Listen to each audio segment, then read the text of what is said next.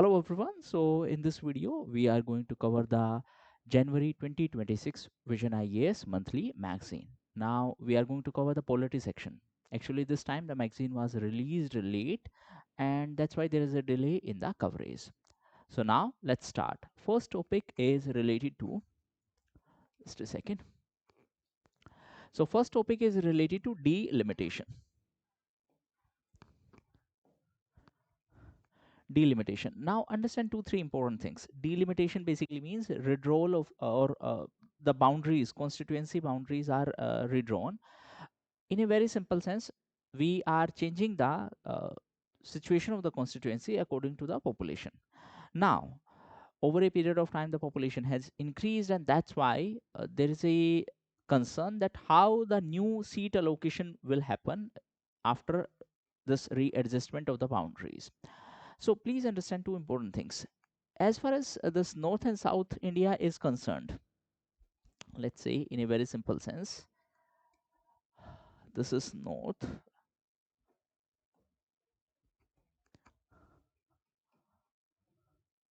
and this is South. What is happening is that in case of South India, the fertility rate in this southern India is quite low fertility rate. So what is happening?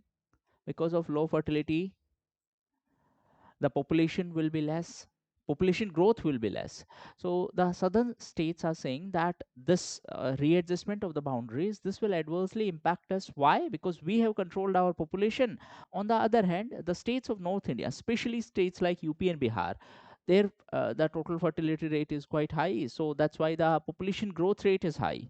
So the argument of these south states is that the states of North India will be benefited more because of this readjustment of the boundaries on the basis of population. Now understand one aspect of history as well as the aspect of geography related to this population growth. See, why the population growth is high in this northern part. The basic reason is that these states are situated in the Ganga plains. These are fertile plains. Agriculture is the main occupation, and in case of agriculture, there is a concept more hands to work. That simply means higher the number of people there in the family, the better it is for agriculture. So from that perspective, it is quite important. You might have covered this idea in the ancient India as well. For example, when we talk about the Stone Age, stone, then IVC. This Indus Valley civilization was situated along the Indus Valley, but the Vedic age civilization that shifted towards Ganga plains. Why it shifted towards Ganga plain? Because once iron was discovered, the people started using that iron for the agriculture. Ganga plains were the fertile plains. That's why they shifted towards these areas. The iron was also discovered in these areas. So over a period of time, they got settled into these areas, and that's why you will cover about the Janpadas and Mahajanpada. The nature of the society in this Indus Valley civilization, it was settled. Then after a decline of Indus Valley civilization, basically during the early Vedic age, the society was more or less nomadic, and over a period of time, once the iron was discovered, then they got settled, and therefore the settlement changed from the Indus Valley, in the areas of Indus Valley, towards the areas of these Ganga plains, है ना? So this is nothing but continuation of that same idea, that these people got settled there, agriculture was main occupation. That's why you will see that there is a very high population density in these areas. Okay, now this is the entire issue. As far as this representation on the basis of population is concerned, there are two major issues. One is representation in the parliament, है ना? Why there is a problem? Because in case of Rajya Sabha, which is our upper house, the representation is on the basis of population. In case of USA, the representation is fixed and it is equal irrespective of population. Each state will get 2 seats in the upper house of this USA, basically referred as Senate. But in case of India, it is based on population. So South Indian states are saying that we have controlled our population, and now it seems that we are being punished for that thing. That is the entire argument. But apart from the political representation, there is one more issue, and that is related to finance. See, the Finance Commission use the criteria such as, one is income distance. Income distance basically means whether the state is poor or backward. If the state is backward, it will receive more money. So the argument of South Indian states is that since they have developed their economy, they are contributing more to the Indian economy, still they are getting less resources because more resources are diverted towards the backward states. That's one side of the argument. The criteria is income distance. Income distance basically means, let's say this is Bihar and this is the state with highest income. So what is the gap between these two? Higher the gap, higher will be the allocation. Apart from that, there is a criteria of population. How much is the population? And then there is a criteria of demographic performance. Demographic performance basically means what steps have been taken to control the population. Okay, so just remember 3-4 criterias. One is income distance, then there is a criteria of population, and the 15th Finance Commission had used the criteria of population on the basis of census 2011. And then there is one more criteria, demographic performance.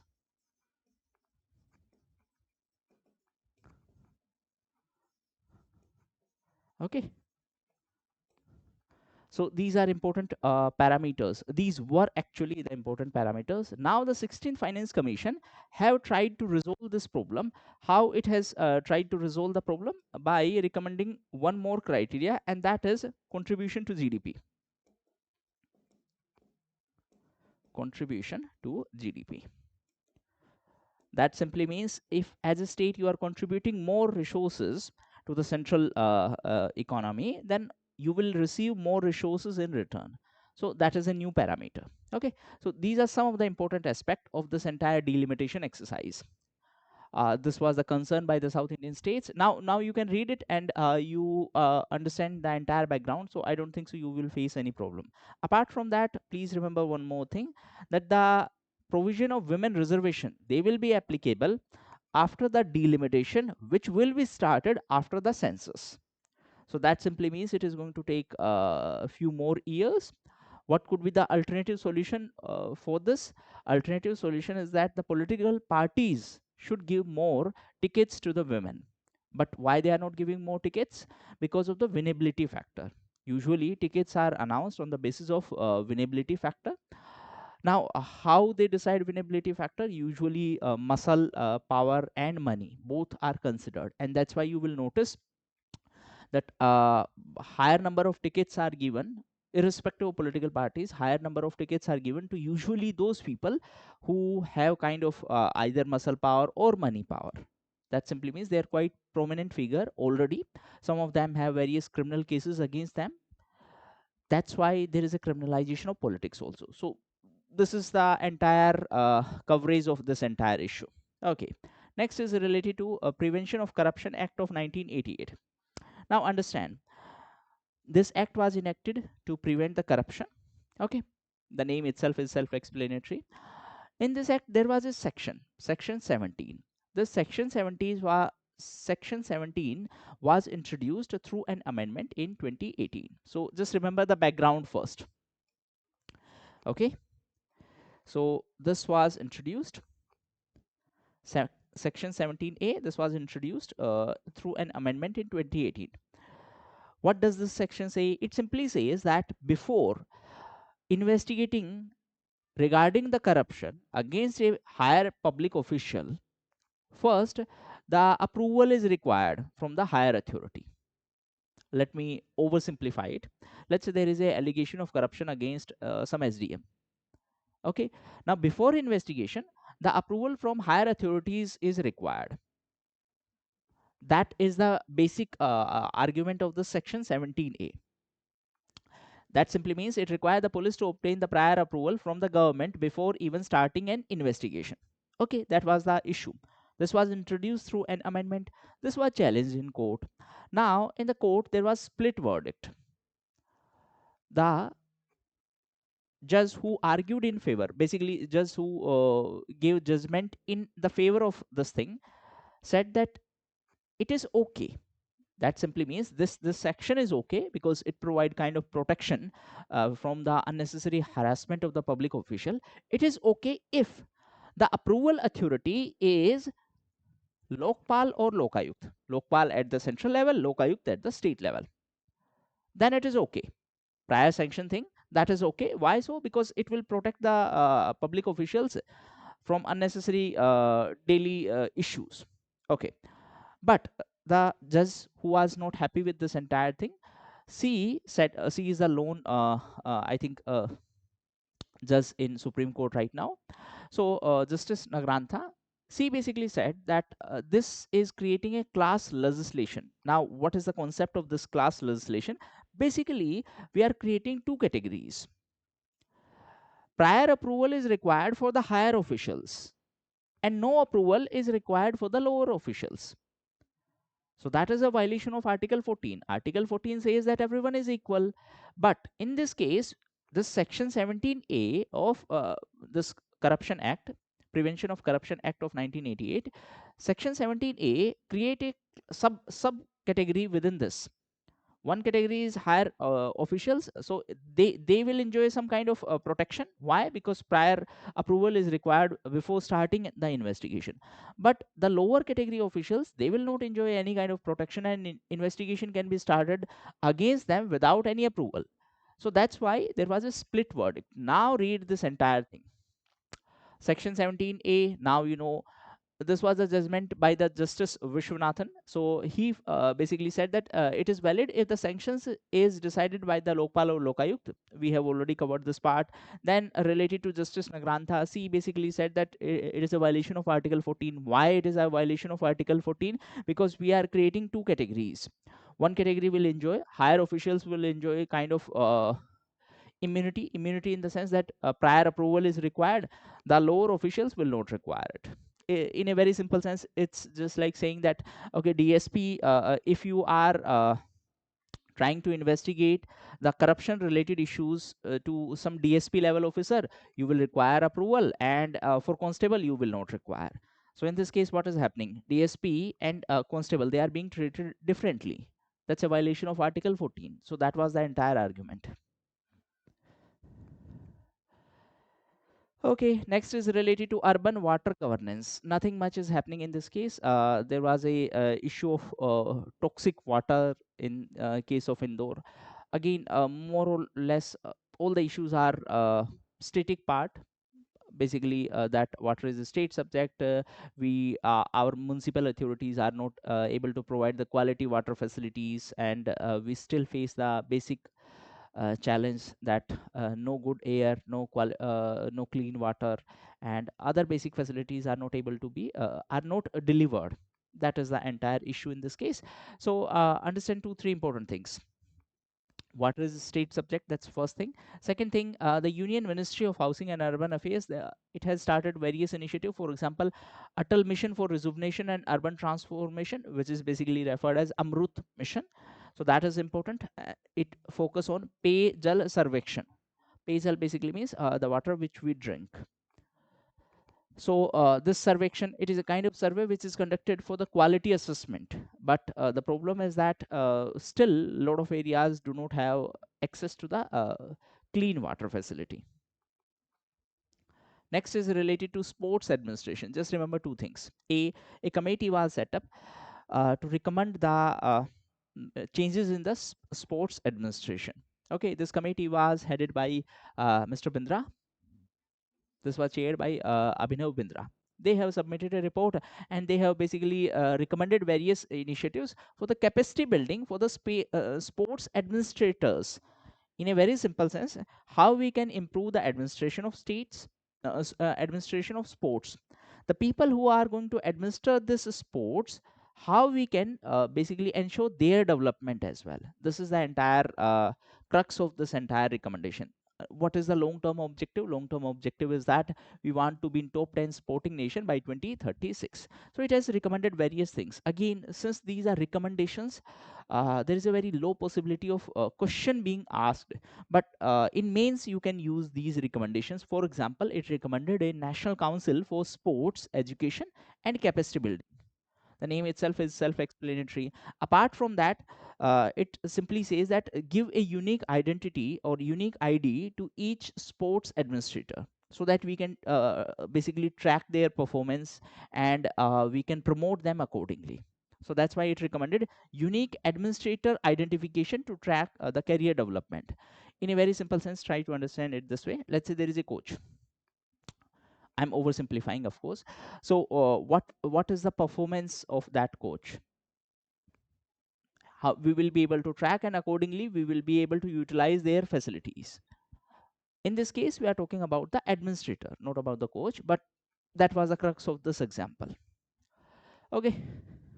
Then it also talk about the dual athlete career pathway. In a very simple sense, athletes should have a role in the administration also, if we are able to promote them well, if we are able to utilize their facilities.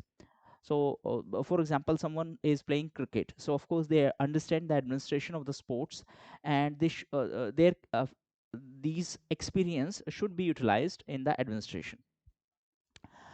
Okay, then for the basic recognition of sports bodies, National Sports Board is there. Please remember one thing: the government of India have introduced a new Sports Administration Act. Apart from that, the sports policy was also introduced in 2025. We have already covered that. There is one more example which is given in this entire article, that is related to Christy Covenantry. She is a swimmer from Zimbabwe, and recently she became the first president of IOC. What is IOC? International Olympic Committee. Okay, so that is something which you need to keep in mind. Next is related to 50th meeting of Pragati. What is Pragati? Please remember one thing: Pragati is proactive governance and timely implementation. Just remember the full form. It is a mechanism through which the central level administration is able to deal with, or is able to interact and collaborate with the state level administration. That's why it is considered as an example of cooperative federalism. In a very simple sense, try to understand it in this way. I'm going to give a very simple example: PM, CM, DM. So basically, they will be able to coordinate properly through this initiative. They will be able to track the performance of different initiatives. They will be able to track the status report of different project. For example, let me give a very simple example. Let's say there is a highway project. Okay. Now, let's say Prime Minister want to know the status of this project. So there can be two possibility: a, go there physically and check the status, or you can directly have a conversation with the officials who are responsible for this project. So that is being done through this Pragati initiative. Nothing much is happening apart from this, of course. Next is related to census as a service. We have already covered this. Please remember three things. A, census is the domain of central government. State government can conduct survey. This is going to be the first digital census. Why digital? Because data will be collected through digital devices. Then the government will provide the clean data to the different ministries, and that's why there is a term census as a service. In a very simple sense, the data, whatever will be the data, it will be collected and then it will be cleaned. What do I mean by cleaning the data? See, when we collect data, huge amount of data, especially for a country like ours, this is not going to be directly in usable format. It need to be properly cleaned. There will be a lot of entries which may not be that much relevant, so it need to be properly cleaned. Some entries may be empty also, some entries may have incorrect information also, so it need to be cleaned, and then it will be given to the different ministries so that they can formulate policy accordingly. This is the objective of census as a service. Next is related to Romeo Juliet clause. Romeo Juliet clause in POXO Act. First, let me give you a very brief background of this POSO Act. It is a act or legislation to protect the children from the sexual offenses. Okay. So under this, anyone who is involved in any kind of sexual offense related to a child, then the punishment is quite severe. Now let's try to understand a situation. There is a situation where there are two people. One is a boy, one is a girl. Okay, and they had a consensual relation. They are okay with it. They are planning their future. Okay, but the girl is minor as of now. Now in this case, what happens is that sometimes it was noticed that the family of the girl misuses this provision of POXO just to make sure that the boy is punished through severe kind of punishment. Okay, in that context, the court said that we need to change the provision, and basically we can introduce a provision that this strict punishment is not applicable in those cases where the relationship is consensual. That is the Romeo Juliet. Basically we are talking about a relationship in this case. So that is the recommendation by the court to the government, that you can amend it, and therefore the misuse can be prevented. Okay, now read this. The Supreme Court urged the union government to consider a clause to balance child protection with the personal liberty in the consensual relationship. Why the court said so? Because this clause, this Romeo Juliet clause, would exempt the consensual adolescent relationship where the age difference is minimal from the harsh provisions of POXO. Why? Because the court noted the misrepresentation of ages leads to low misuse by the opposing families. Opposing family basically means, in this case, what can happen, that the family of the girl can basically present a different story, that this is a case of sexual harassment or case of rape, rather than reflecting it that it was a consensual relation. So you need to understand the basic provisions of this entire issue. Of course, there is a very low possibility of direct question from this. Next is related to land stack. See, in case of technology, whenever we are saying stack, in a very simple sense, it is a combination of various initiatives or combination of various technologies. For example, India stack. When we say India stack, it simply means UPI is there, Aadhaar is there, DigiLocker is there.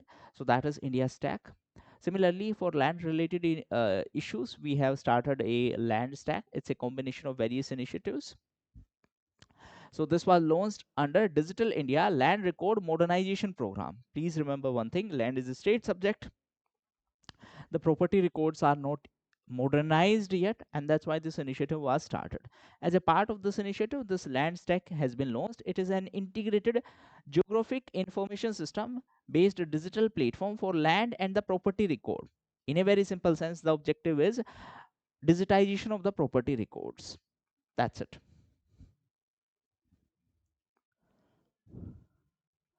Next is related to Pankhudi portal. Let me give you a brief background. There is a concept of CSR. CSR basically means corporate social responsibility. That means companies have certain social responsibilities as well. Social responsibility means giving back to the society. Now, in case of India, the CSR, these CSR provisions are specified in the Companies Act of 2013. That simply means the companies which are operating in India, if they are following certain conditions, for example, net profit and turnover, asset, etc., certain conditions are there. They need to contribute some portion of their profit into the social responsibilities. Okay, now what government is doing? Government has basically started this portal for those companies who are outsider, or those NGOs who are outsider and who want to work in India. So through this portal, they can basically work on different project. Now read it. First thing first, please remember, it is by WCD, that is Ministry of Women and Child Development. So it is integrated corporate social responsibility and partnership facilitation platform that connect the NRI and non-governmental organization with the government agencies for the nutrition, health and child welfare. One trap which examiner can use is change the ministry, but understand the focus here is on the nutrition, health and child welfare. That's why the Ministry of WCD is there. Last news is related to ECINET. So basically, Election Commission has launched this platform. This is a digital platform. This was launched during the International Conference on Democracy and Election Management. In a very simple sense, it talks about the digital ecosystem for conduction of elections. Because we are such a huge country and elections are conducted at such a large scale, so we can help other countries in improving their election system. For better transparency in the elections, this app has been launched. So it is a digital ecosystem for managing end-to-end electoral process. For example, let's say voting is going on, how much is the turnout of the voters. So for that purpose, data is needed. Now election commission need to share the data. So basically what they do, they with the help of these kind of digital platforms, they share the data with the citizens just to ensure the transparency. And with this, we have covered the polity section. In the next section, we are going to cover the IR. Thank you, and that's all for today.